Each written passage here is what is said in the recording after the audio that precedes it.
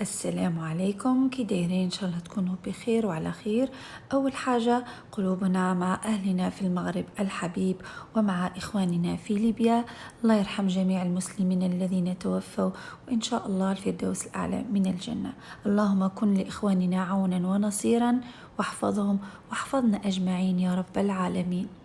كما كتشوفوا اليوم ان شاء الله غنحضروا معكم كب كيك المحلات، اقتصادي بدون حليب ولا يogurt، وبمكون سحري لكي يخليه رطب وخفيف وهشيش. وبمناسبة الدخول المدرسي حضروا وصفة منزلية لذيذة ونظيفة، واطمئنوا على الفطور أو لمجة ولادكم، وما ثماش علاش تشريوهم من الزنقة أو من المحلات. نتمنى تعجبكم الوصفة، ما تبخلوش علينا بلايكاتكم وتعليقاتكم، وبارتاجيو الفيديو باش تعم الفائدة، وما تنسوش الاشتراك في القناة والضغط على زر الجرس ليصلكم كل الوصفات الجديدة فور نزولها على القناة. بسم الله على بركة الله. مقادير الوصفة تلقاوها في صندوق الوصف كالعادة، وكما كتشوفوا معنا مقادير الوصفة في متناول الجميع، اقتصادية، موجودة في كل بيت. في إناء نديرو 2 بيضات بحرارة الغرفة، ونزيد لهم كيس فانيلا، ونضيف 3-4 كأس من السكر أو كأس كامل على حسب الرغبة ديالكم، على حسب الحلاوة اللي بغيتو، وقبصة ديال الملح، ونضربوا كل شيء بالضراب الكهربائي او حتى بيديكم بالفوي حتى يصبح الخليط ابيض ويتضاعف الحجم ديالو كما هو واضح في الفيديو. كما كتشوفوا بعد ما تضاعف الحجم ديال الخليط كناخدو 3-4 كأس من الزيت، وكنبداو نضيفو شويه بشويه تدريجيا، كنخدموها بحال المايونيز بالضبط. وبالنسبه للمكون السحري اللي غادي يخلي هذا الكب كيك هشيش وخفيف ورطب فهو الخميره الفوريه. كناخدو رأس معلقه صغيره تقريبا 2-3 غرامات، ونخلطوه في كاس الا ربع من الماء الدافئ، ونضيفه للخليط تدريجيا مثل الزيت كما درنا للزيت. في هذه المرحله تقدروا تخدموا غير بالضراب اليدوي، وكنبقاو نخلطوا شويه بشويه حتى كيندمجوا جميع العناصر. وبالنسبه للنكهه احنا نسمنا بقشور حامض مبشور، ويمكنكم تعويضه بقشور البرتقال او ببودره البرتقال اذا كان متوفر لديكم. من بعد نضيف الدقيق منخول. احنا هنا استعملنا 250 غرام من الدقيق بالضبط، ما يعادل 2.5 كؤوس العنبة اللي معروف في المغرب. ضفنا في الاول 2 كؤوس شويه بشويه بالتدريج حتى ندمج مع الخليط واصبح متجانس. من بعد زدنا 2 اكياس خميره حلويات وخلطنا، ونشوفوا القوام ديال الخليط.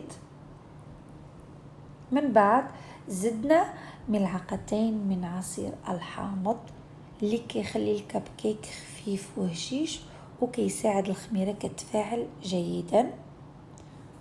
وفي الاخير زدنا النصف كأس من الدقيق اللي مازال، وخلطنا كل شيء مزيان حتى تجانس الخليط وتحصل لنا على هذا القوام. كما كنعرفوا القوام ديال الكب كيك كيجي شويه ثقيل على الكيك العادي. وصافي ها هو الخليط ديالنا حضر، وندوزو باش نعمروهم في الكويغطات ديال الكب كيك اللي كيتباعوا في جميع محلات مستلزمات الحلويات. انا بالنسبه لي استعملت ملعقه ديال الايس كريم اللي عطاتني القياس هو هذاك، جاو رائعين وجاوني القياس كيف كيف. اما نتوما تقدروا تستعملوا غير ملعقه او اي اداه اخرى او غراف، المهم ما تعمروهمش بزاف، عمرو غير ثلثي ديال الكب كيك باش يجيكم هو هذاك وما يفيدولكمش. وصافي نكملوا نعمروا كاع الكويغطات ديالنا. انا هنا زوقت بحبيبات الشوكولاته، تقدروا ما تزوقوش بحبيبات الشوكولاته، تقدروا تذوقوه غير بالسكر بحال المحلات بالضبط. وصافي ونكملوا وندوزو باش نطيبوهم. بالنسبه للفرن لازم يكون سخون مزيان على درجه حراره 200-240 درجه واحد 10 ديال الدقائق.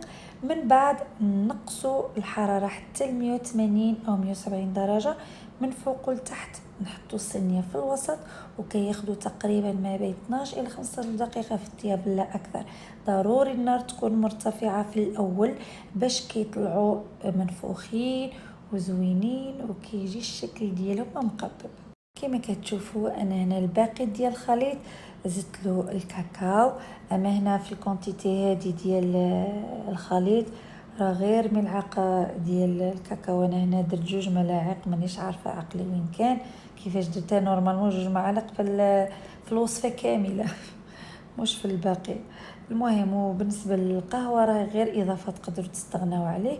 انا هنا باش صوبت القوام ديال الكيك زدت الماء شويه بشويه حتى تحصلت على القوام اللي حاجتي به وصافي وهو حاضر. وكيف كيف نعمروه في الكاب كيك ديالنا وغادي ندخلوه الفران نطيبوه بنفس الطريقه وصافي. وكانت هذه وصفه اليوم، كنتمنى تكون نالت اعجاب ديالكم، وجلسوا مع الفيديو حتى الاخير باش تشوفوا الشكل النهائي ديال وصفه اليوم.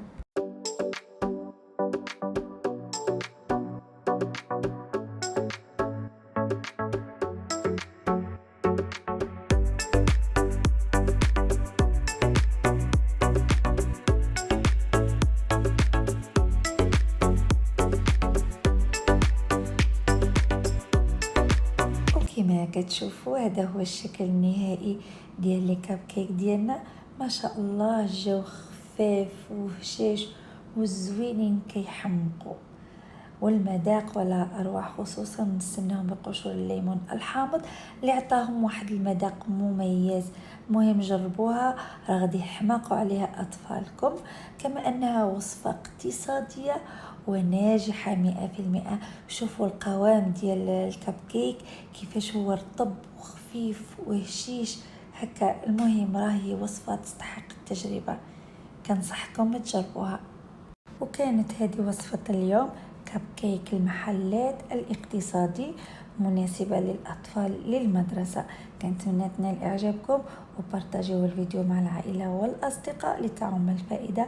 ولا تنسوا الاشتراك في القناة والضغط على زر الجرس ليصلكم كل ما هو جديد. وإلى اللقاء في فيديو جديد ووصفة جديدة.